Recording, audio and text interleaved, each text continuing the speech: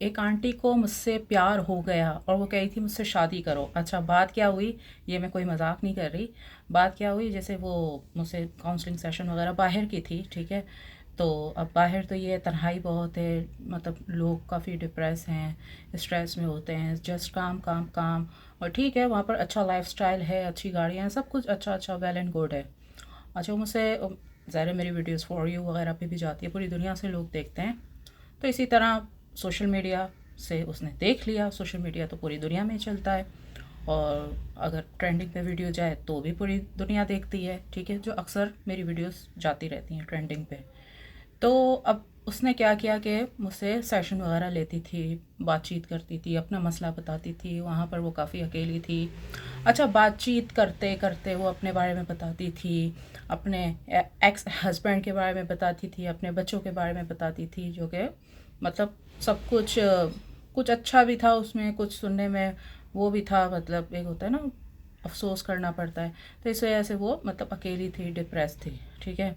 तो बातचीत करती थी मुझसे, जो भी मसला होता था, सेशन बुक वगैरह करवा लिया, मेंटल हेल्थ के हवाले से काउंसलिंग सेशन, मेंटल थेरेपी वगैरह लेती रहती थी, ठीक है।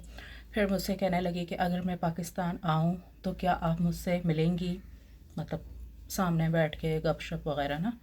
तो अब ज़ाहिर सी बात है, कोई आपका मतलब क्लाइंट हो और अच्छी मतलब साथ में फ्रेंडली माहौल भी हो, तो आप मिल लेते हो, ज़ाहिर सी बात है। वो कोई बिल्कुल एक नया इंसान तो नहीं थी, क्योंकि बिल्कुल मैं फ़्रेश इंसान से तो मिलती नहीं हूँ। मैं कहती हूँ भाई आप पहले मेरे बिज़नेस के हवाले से कोई चीज़ वगैरह, और भी मेरे बिज़नेसेस हैं काफ़ी सारे, 7 8 हैं, तो कुछ ना कुछ एक रेवेन्यू जनरेट करें, मतलब एक अच्छा कस्टमर रिलेशन बनाए।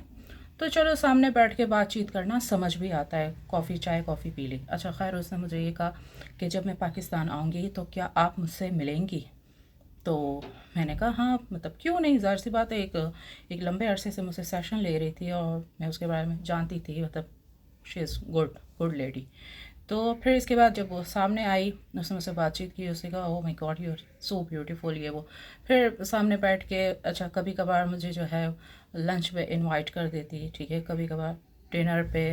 वैसे मैं डिनर लंच का इनविटेशन लेती नहीं हूँ, ठीक है, लेकिन वो फिर भी जब जब वो पाकिस्तान आती थी तो मुझसे जो है एक दो लंच डिनर वगैरह, ठीक है, मतलब उसके लिए भी मतलब वो मुझे पे करती थी।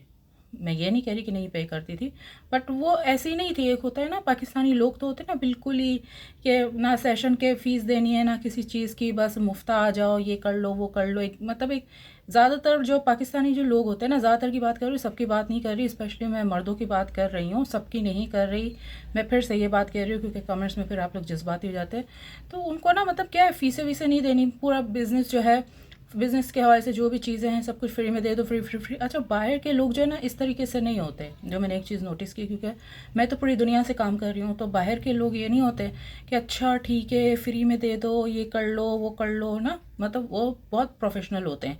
तो वो जो आंटी थी उसने मुझे कभी भी नहीं कहा कि भाई आप जो है मेरे मतलब मुझसे फ़ीसें वगैरह लेती हो, मतलब ये अच्छी बात नहीं है। उसको पता था कि मतलब एक चीज़ है, एक बिज़नेस है, हर इंसान का अपना बिज़नेस, इंसान पढ़ाई करता है, अपनी ज़िंदगी में एजुकेशन लेता है, टाइम लेता है, अपनी फ़ैन फॉलोइंग करता है, ठीक है, और इसके बाद भी अगर वो ज़िंदगी में फ्री में ही काम कर रहा है तो फ़ायदा इसका, ये सब कुछ करने का, अपना टाइम पैसा हर चीज़ इन्वेस्ट करने का फ़ायदा, जब एट दी एंड आपको काम ही फ्री में करना है, ठीक है। उसने मुझसे ये बात कभी भी नहीं कही कि भाई आप मुझसे फ़ीस लेती हो। तो फिर इस तरीके से बातचीत होती थी सामने, जो है लंच डिनर पे जो है मतलब बातचीत होती थी इस दौरान भी। फिर मुझे एक दिन कहने लगी कि देखो आप मुझे जो है ना बहुत पसंद हो। तो मैंने सोचा भाई ऐसे ही कहा होगा, ज़ाहिर सी बात है। मुझे मुझे मुझे काफ़ी सारी लड़कियां कहती हैं, या लेडीज़ आंटीज़ वगैरह वट एवर, कहती हैं कि आप हमें अच्छी लगती हो, बातचीत में भी अच्छी हो, लुक्स में भी अच्छी हो, तो देखकर एक सेटिस्फेक्शन भी मिलती है। और आपकी जो आवाज़ है वो बहुत अच्छी है, मतलब लेडीज़ की भी मैं बात करूँ तो, चलो जेंट्स तो होते ही ऐसे हैं, लड़की सबके पीछे पड़ जाते हैं, मोस्टली की बात कर रही हूँ, बट लेडीज़ ये मुझे कमेंट्स करती रहती थी। तो मैंने सोचा तब ये एक नॉर्मल सी बात है कि अब कोई किसी की तारीफ़ कर दे, अच्छी अंडरस्टैंडिंग हो जाए। मैंने कहा जी जी थैंक यू। तो कहने लगी आपको पता है कि मैं मतलब मुझे आपको देख के भी बहुत अच्छा लगता है। तो मैंने कहा थैंक यू, मतलब मैं एक अच्छी थेरेपिस्ट हूँ। तो कहने लगी कि अच्छा बात सुनो, क्या तुम मेरे साथ कहीं मतलब बाहर घूमने चलोगी, बाहर मुल्क में, यहाँ वहाँ, या पाकिस्तान के दूसरे शहरों में। तो मैंने कहा नहीं मतलब मैं नहीं जाना चाहती ना। कहने लगी क्यों, मतलब मैं तो मतलब एक फ़ीमेल हूँ, मेरे साथ क्यों नहीं जाना चाहती, जेंट्स का तो समझ में आता है। तो मैंने कहा नहीं बस ऐसे ही। कहने लगी पैसों का मसला है। मैंने कहा नहीं पैसों का मसला नहीं है, मुझे वैसे ही। अच्छा ये ऑफ़र मुझे 3-4 और लेडीज़ ने भी की थी, ठीक है। तो ये जो है ना, ये कुछ लड़कियां आंटी आजकल ऐसा माहौल हो गया है, वो मेरे पीछे पड़ जाती हैं।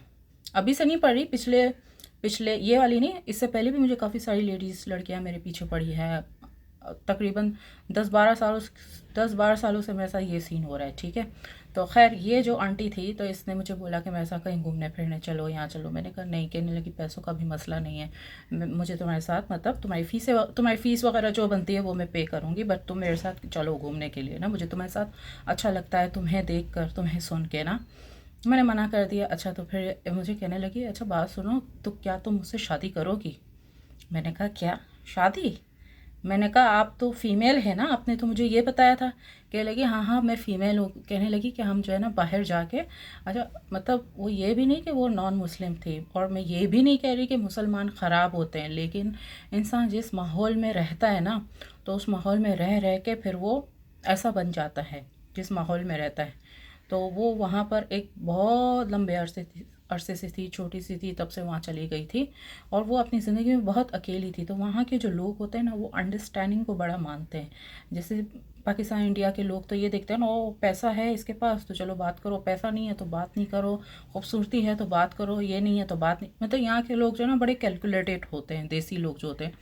लेकिन जो बाहर एक बार बस जाते हैं ना, वो इंसान को ना एक अलग तरीके से, एक अलग नज़रिए से देखते हैं। ये मैंने अक्सर देखा है, क्योंकि मेरा पूरी दुनिया से काम होता है, तो मुझे पता होता है कि कौन से मुल्क का इंसान कैसा है। सबसे ख़तरनाक जो लोग होते हैं ना, वो होते हैं यूएई के जो लोग होते हैं, ये जिसको दुबई आप लोग कहते हैं, यूएई जो होता है, वहाँ के लोग बड़े ख़तरनाक होते हैं। ख़तरनाक मीन्स वहाँ ज़्यादातर देसी बसे हुए और ठरकी और फ्रॉड, या मोस्टली की बात कर रही हूँ। ये मैंने ये चीज़ देखी है, इंडियंस बहुत अच्छे होते हैं। तो खैर मैंने मना किया। वो कहने लगी क्या शादी। मैंने कहा नहीं, मतलब मैंने कहा मुझे क्यों, मैं आपसे शादी क्यों करूँगी, आप फ़ीमेल हैं।